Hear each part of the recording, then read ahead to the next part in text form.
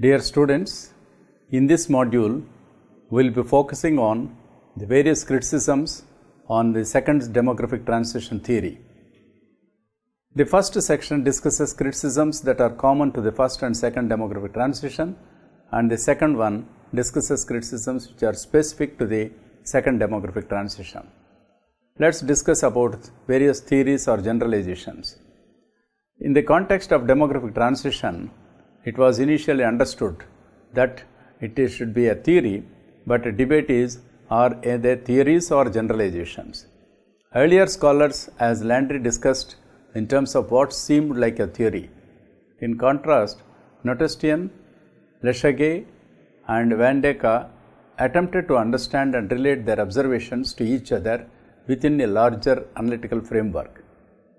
In 1959, the first demographic transition, which is considered to be a generalization rather than a theory, as it was only relevant to the modern era, there were no clearly defined factors regarding future population growth. The second demographic transition may also have been viewed along similar lines. Let's discuss focus on fertility. As a demographic transition, the major ideas are that it is criticized for primary focus on fertility with less defined relationships on mortality and migration. It is seen in the literature on different countries, focus on fertility and family formation, less discussion of migration and fertility. Caldwell also refers to fertility transitions rather than demographic transition, as the latter is more comprehensive. The universality of the transitions were also debated, whether the transition ideas are universal in nature. The argument was the universal theories that do not consider the uniqueness of each society's path of transition and adaptation are not very helpful.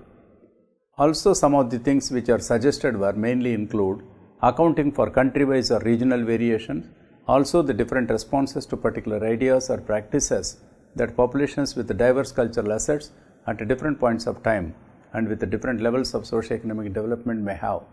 Accordingly, completely converging to a singular particular path is not very likely to happen. With regard to the second demographic transition, whether it is a transition, the argument was it may not be as significant as the first demographic transition. Further, the arguments regarding ideas as powerful to shape human behavior when considering the second demographic transition, although strength to change a demographic system is doubted, the role of structural factors is also to be accounted for. According to Caldwell, broadening the second demographic transition to include the first demographic transition would work better. With regard to secondary changes, the changes that are observed in the realms of sexual relations and living arrangements, but population changes have been occurring generally, therefore, new living arrangements may not be so much a transition. If it is, may be considered fourth or fifth, as many things happened before it and patterns described in the second demographic transition were already well underway. Therefore, changes can be seen to be a continuation of the first demographic transition of the forces underlying it. Further, the changes in patterns like ideological or cultural supposed to underlie the second demographic transition, and they are supposed to be the same. Other aspect is driving the initial stages of family planning and the values that led to low fertility rates in the 19th century in increasingly literate societies, where scientific thinking concerning health and disease were ongoing or had prior development. Values such as individualization are also seen to be part of the ongoing process, and research has been seen to play a role in influencing these trends. Also ongoing in Europe region is the breakdown. While Europe, some features of the second demographic transition were already been in existence even before the first demographic transition, and the second demographic transition cannot be imposed upon these systems easily. Coleman notes that aside from these, the whole package of features which the second demographic transition encapsulates has not been apparent anywhere before the late 20th century. To these arguments, Lesthaeghe responded that the true transitions are very different both in terms of the predictions as well as the motivating factors that underlie it. Explanation is that the secondary demographic transition predicts on a general level below replacement fertility levels, together with varied living arrangements, household formation and migration across the world.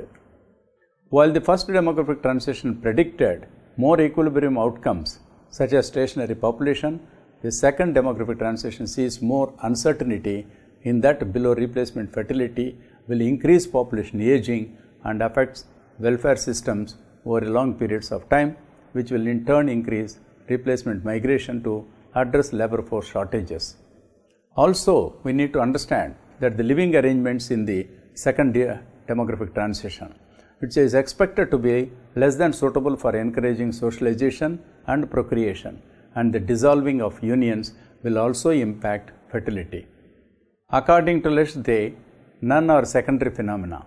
Responding to the point of cohesiveness, in this regard, he also points out that multiple varieties of secondary demographic transition features have come into existence, mixes in the timing and variations in the spatial patterns of cohabitation and postponement of fertility. The second demographic transition values are close to a package with regard to effects on postponement of parenthood, but not in terms of recuperation.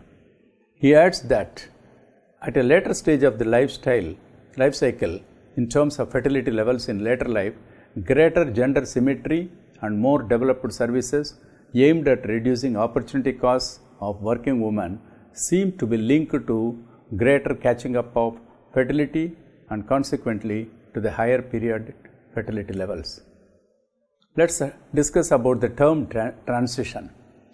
In this second demographic transition, as not really a transition like the first one, not enduring long-term nature that most in a population share involving a movement from one sustainable pattern of demography to another, being a complete and not reversible.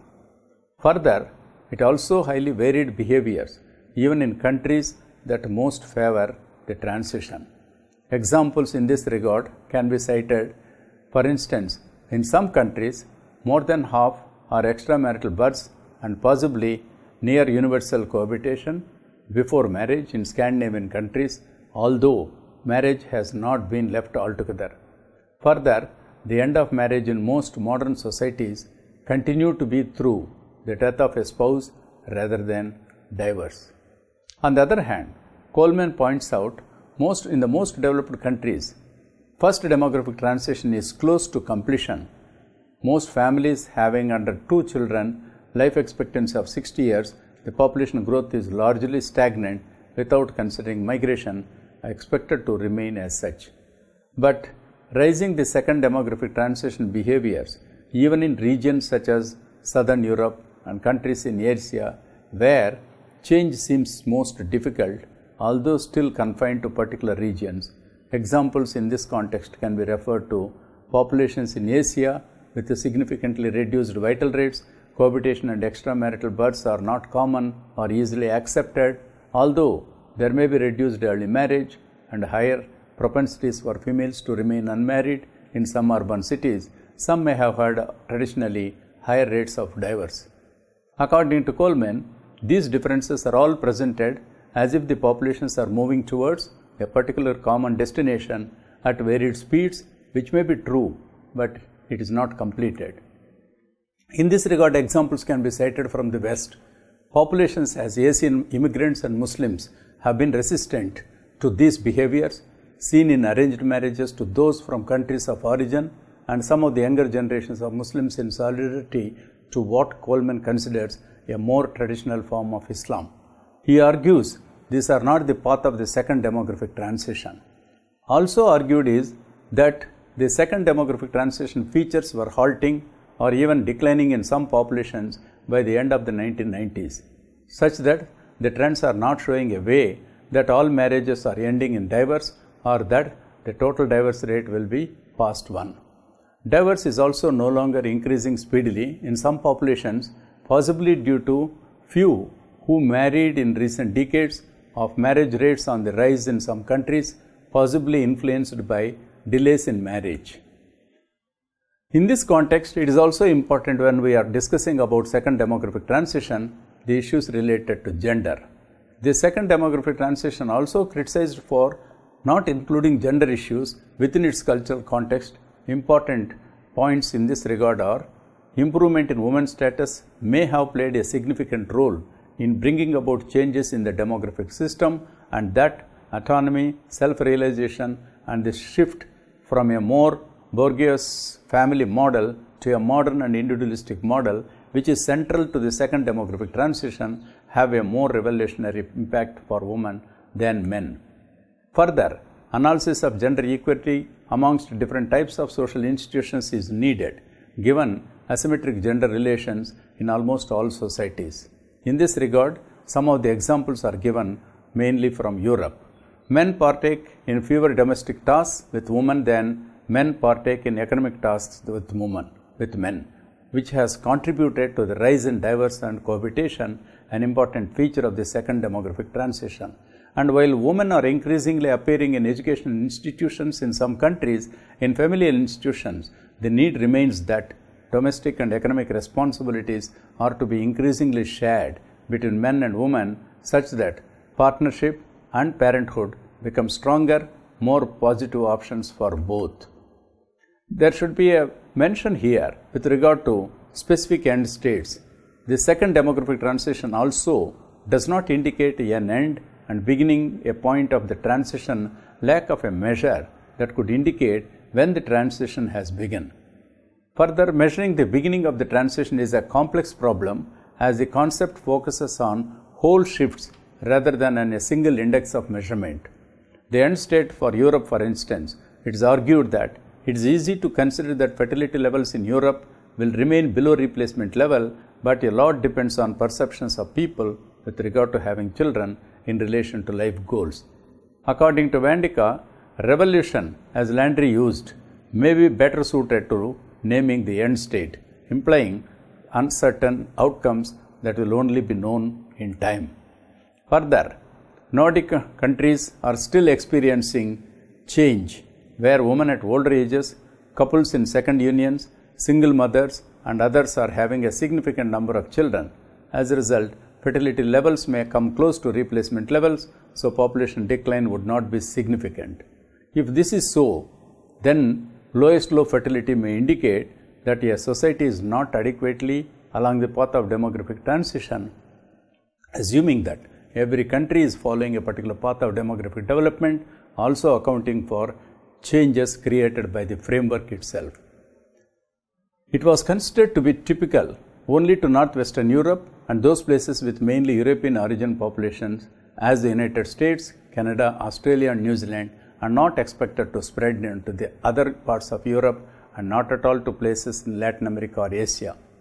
Vandeka's sequence of stages was found to be relevant to the European situation at the time, while countries with below replacement fertility levels in Asia, Central America, and Latin America were seen to have common underlying trends with different changes of sequence of reproductive behavior.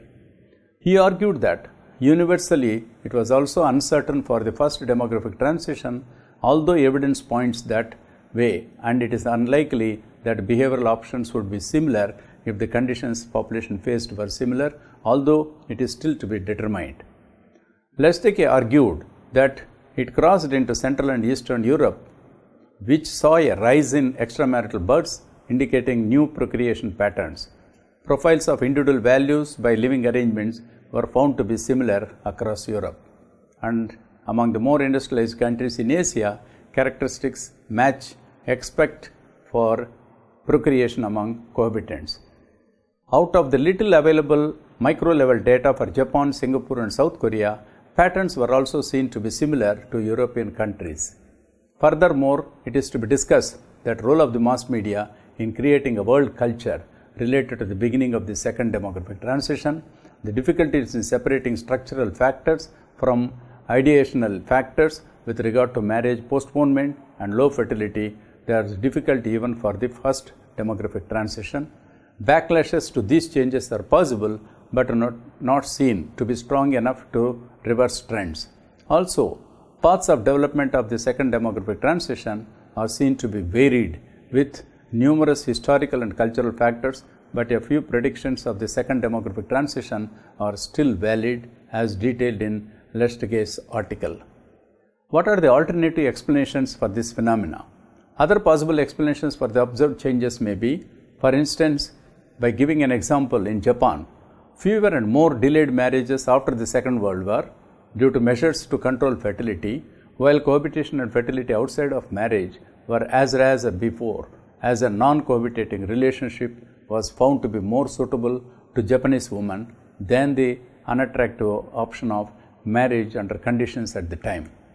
In the case of Eastern Europe, political changes at the end of 1980s, sudden fall in fertility levels for which primary explanations offered were economical and ideational. Also, there was a lack of continuity, orderliness, anomie alongside insecure conditions that exacerbated economic hardship. In this regard, a hypothesis also is proposed that increases in cohabitation before marriage and decline in marriage are related to poverty than cultural and ideational changes. Example in this regard is increased cohabitation in Russia and much of the Central and Eastern Europe in the 1990s due to the crisis, unlike Northern and Western Europe, which were cultural shifts. However, argued that crisis played a role in postponement of marriages and births and in bringing about very low levels of fertility, but alone they cannot serve as an explanation. Examples of countries which have post-crisis experience are the GDP per capita rose to very high levels, not accompanied by earlier age marriage or higher fertility levels. Instead, increased procreation and extramarital births, so additional factors are to be looked for this situation. There are other structural and cultural factors also to be noted. Expanding female education that contributes to postponement of marriage and births, alongside increasing individual autonomy and freedom of choice, which has legitimized alternative living arrangements in a short span of time. These features, Lesthaeghe argues, cannot be reversed easily. Alternative explanation for below replacement fertility levels deserves our explanation. Importance of sexual relations. If there were to become more equal, fertility levels would go back to previously high levels. This implies that the second demographic transition with low fertility would be a transient stage. Also, the view that improvements in Human Development Index would cause fertility to rise in the industrialized countries. There are certain specificity of predictions in this context. This second demographic transition considered a useful umbrella concept for a broad array of related changes in the realms of sexuality, family, partnership, behaviors and attitudes, and postponement of parenthood. Diverse economic and social contexts, but they are powerful narrative shares of paths of family and reproduction in countries within Europe evolved in the previous 40 years. But problematic as a scientific theory, in this regard, some of the points that needs a discussion. For instance, good on general terms such as predicting trends in family and fertility behavior in Eastern Europe post 1989 after the establishment of democracy and market capitalism, but is vague. Although difficulties in building any theory for accurate, precise predictions of which behavioral changes will take place under what conditions, given historically specific circumstances, context-specific institutions, and the many interactions between changes of ideas and behaviors. Further research is needed to identify the primary structural and cultural factors in different regions for more specificity with regard to the second demographic transition and changes in behavior across different groups. The second demographic transition has given rise to many general theories which can be looked at together to construct a more holistic theory. Further, to include from within the local settings of the social realm and also different influences on individuals, decision-making process of individuals with regard to significant life transitions. The other issue which has to be discussed is that they are not really demographic.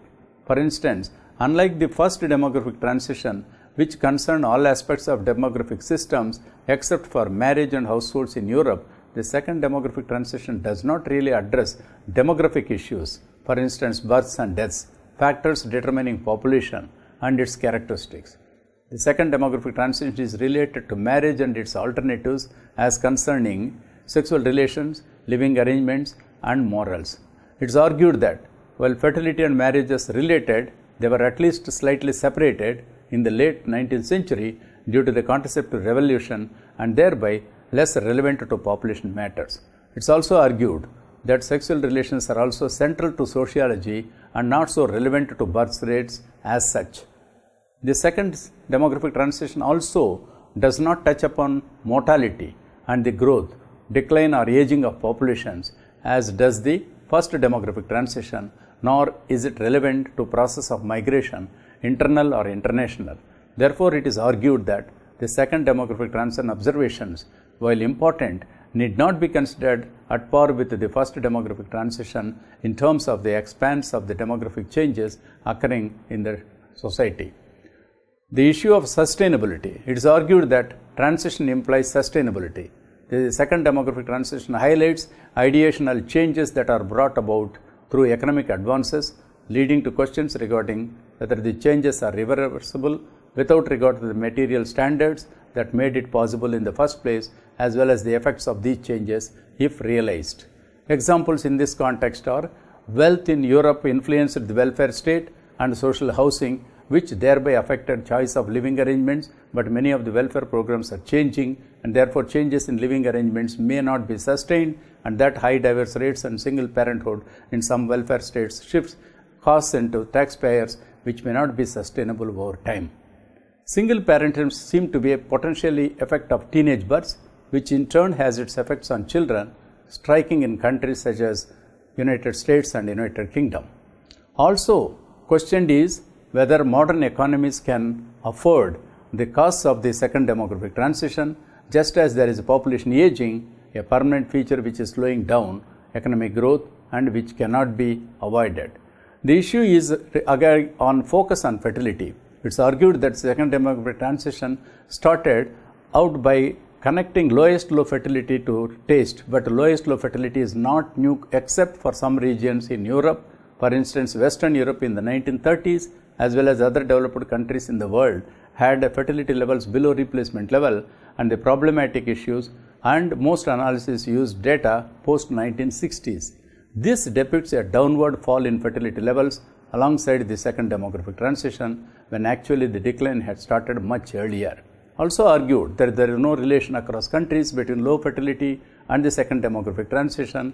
Against the empirical and theoretical expectations, populations in the developed world favoring non-traditional living arrangements tend to have the highest fertility, while populations with very low fertility tend to be those populations where there is a continuous of more traditional attitudes. Also less easily evident a correlation between the second demographic transition and increasing birth rates in several countries in Western Europe. And like the FTD, too emphatic considering changes in reproductive behavior is predictable and irreversible. Lowest fertility levels are also seen as a transition due to the ongoing gender transition. It also points out that Scandinavian countries with more egalitarian gender structures have been able to stabilize fertility levels more so than other countries. The problematic underlying theory, the second demographic transition's underlying theory, the England concept of post-materialism, it is argued to be weak although popularly used in the social sciences. The reasons being, the Englehart short questionnaire does not include gender equity, one of the most important factors in recent demographic and social change, particularly with regard to low fertility. Also, empirical correlations to the scale are also not striking. Economic and other such models considered potentially more useful in explaining recent trends. The concepts of modernization. It is argued difficult to disagree that modernization has had an overpowering impact on social behaviors, that modernism is turning into postmodernism, which has different results. Looking into further, the second demographic transition sees modernization as branching out from few countries to larger areas, but Michael seems demographic practices are located within particular areas. Better conception is a process that comes together, increasingly secular as multiple poles, and that further already existing practices within their local spaces. Therefore, contemporary fertility scenario needs to be looked at anthropologically rather than asking a misdirected question of whether it is converging or diverging. Reasons are interrelated factors of structure, rational choice, practices and norms in the particular setting. Change from modernism to postmodernism is a change in beliefs and values more than a cognitive dimension, can instead be seen as a new emerging state of mind. A new phase of modernity, a change of moods where individualization and self-realization are beginning to come out, influencing expectations within larger societal framework, and also the gap between expectation and actual behavior without excluding structural factors. Therefore, argues for a more encompassing and global sense to understanding global changes. Issues related to norms and attitudes in this regard are also important for us to discuss in this context. Furthermore, it is important, for instance, more work on the importance of norms and attitudes in influencing demographic changes, structural factors such as economic and political forces. It also highlighted that values are dependent on the contemporary economic, political, demographic context and changes in relation to it. Context-specific studies of fertility, it highlights that motherhood, parenthood, childhood and adolescence as important aspects of child-rearing cause, constantly changing in meaning. Perhaps adds further fatherhood as the second demographic transition features such as increases in divorce and cohabitation have made father-child relations more complex than before. There is a need that for better data and alternate data sources as data used in existing studies are more problematic. In conclusion, we need to see that both first and second demographic transitions have brought out several issues that require for us to have a deeper understanding of the dynamics that exist in fertility, mortality and migration, and also it is with respect to socio-cultural context we need to understand and how over a period of time some of the societies have made its changes in the population transition from high fertility and mortality to low fertility and mortality, and the role of other factors needs our special attention in this regard.